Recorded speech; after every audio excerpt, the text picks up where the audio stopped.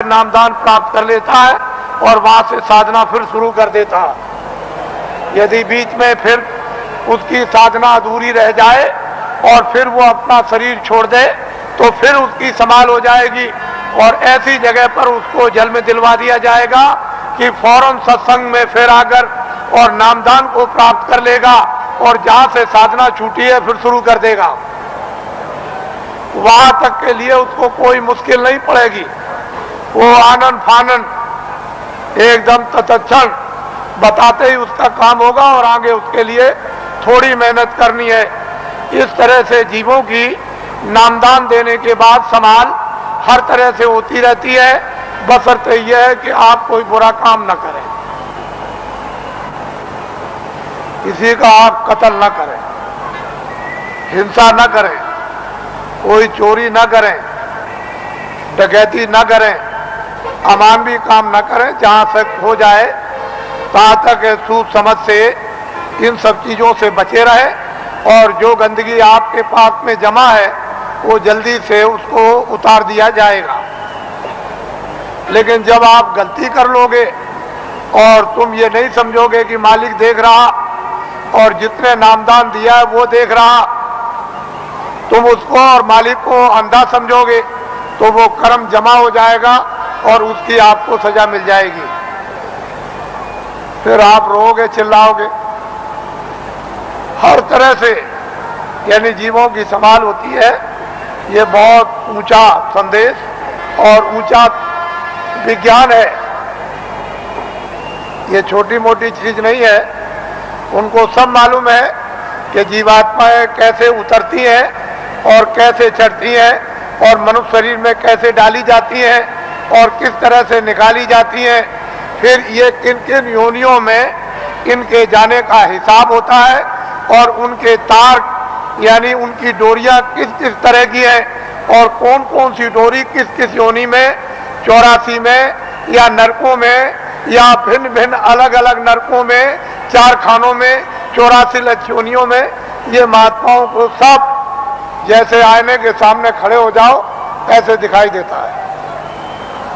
लेकिन अब ये जरूर है कि जब तुम्हारी आंख खराब हो गई तो आप ऐसा समझते हो कि सब अंधे हैं, किसी के आंख होगी ही नहीं, कोई दुनिया को देखता ही नहीं होगा। लेकिन जिसके आंख है वो तो कहता है सूरज है, चंद्रमा है, ये मकान दिखाई देता है, ये जमीन दिखाई देती है। पर सूर आदमी को क्या होगा, उसको क्या दिखाई देगा? इसलिए जगत अंधा हो गया है और बहरा हो गया। वो महात्माओं को पहचान नहीं पाता, समझ नहीं पाता, उसके पास समझने की बुद्धि नहीं और आंख अंधी हो गई तो कैसे पहचाने? कहीं अगर उसको हाथ में आंख हो गई होती, वो दिव्य नेत्र ज्ञान चक्षु खुल गया होता, तब तो उस नूर में, उस प्रकाश में पहचान लेता। तो हिंदुओं और मुसलमानों और सिखों और ईसाइयों, ये जाति दौलत, ये जन्म जात की संपत्ति महात्मा फकीरों के पास सबकी है। जो भी इच्छा करे, हिंदू, मुसलमान, सिख, ईसाई, वो महात्माओं के पास जाकर के इस दौलत को ले आए, इस संपत्ति को ले ले। ये सबकी है, किसी एक की नहीं है। और जो इसमें भाव भक्ति करेगा उसको ये दौलत मिल जाएगी। भक्ति नाम किसका है? आज्ञा का पालन, और कोई भक्ति नहीं। भक्ति नाम कोई तस्वीर देखने का नहीं। तुमने मंदिर में मूर्त देख ली तो इसका नाम भक्ति नहीं, या तुमने गाना गा लिया, कोई प्रार्थना कर ली, इसका नाम भक्ति नहीं। जो महापुरुष आदेश दे उसका तुम पालन प्यार से करो, इसको कहते हैं भक्ति। यह है भक्ति। हमने राम को नहीं देखा, हमने कृष्ण को नहीं देखा, हमने तुलसीदास को नहीं देखा, हमने मोहम्मद साहब को नहीं देखा, हमने ईसा मसीह को नहीं देखा, हमने पैगंबरों को नहीं देखा, हमने योगियों को नहीं देखा, ऋषि मुनियों को नहीं देखा, तो आप किसका पालन करोगे? रामायण समझ में आती नहीं, गीता समझ में आती नहीं, कुरान समझ में आती नहीं। अगर समझ गए होते तो रहम ना आ जाता, फिर जालिम तो नहीं रहते, हृदय में दया नहीं आ जाती। निर्दयी तो नहीं रहते, लेकिन वो तो तुम्हारी समझ में आता नहीं। तो भक्ति नाम है आदेश का पालन। जो आदेश का पालन कर लेगा वो तो महात्मा बड़े दूर के देखने वाले होते हैं। वो धीरे धीरे धीरे धीरे धीरे धीरे चारों तरफ से जाल डालकर और ऐसा तुमको फंसा लेंगे, पहले कुछ नहीं बोलेंगे, धीरे से फिर फंसा लेंगे, और जब शिकंजे में आ गए तब फिर ठीक करेंगे। वो बड़े होशियार होते हैं, वो इस तरह से ठीक करते हैं जैसे एक भृंगी एक झींगुर को पकड़ते ही फौरन उसने मूंछ काट डाली बिल्कुल, और टांग काट दी, उसके पर को काट दिया और बिल्कुल उसको संपुट कर दिया कि अब ना उड़ सकता है न चल सकता, बिल्कुल करके बराबर कर दिया उसको एकदम, और उसको पकड़ लिया और ले गया और छेद पर अंदर की तरफ सुराग में बैठा दिया, और दरवाजे पर बैठ करके भृंगी बस फिर आवाज देता है 24 घंटे।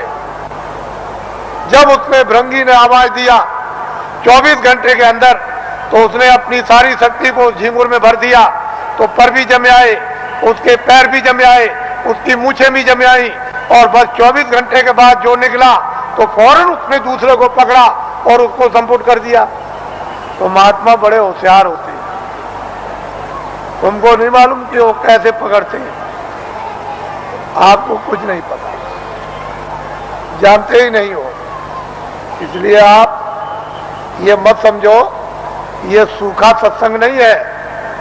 आपने कल देखा अपनी आंखों से कि 4 बजे से लाइन लग गई और सारी रात जाड़े में बैठे रहे, तो आपको ये जानना चाहिए कि सारी रात जगह एक तपस्या की, ऊपर से सर्दी थी और लाइन में धीरे धीरे बैठ करके खिसके हैं, धीरे धीरे आए और लाइन अभी तक लगी हुई है।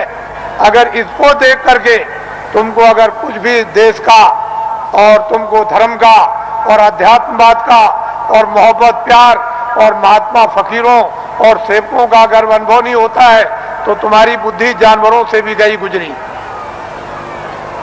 फिर तो मैं ये कहूंगा कि जानवर ही अच्छे, आदमी अच्छा नहीं।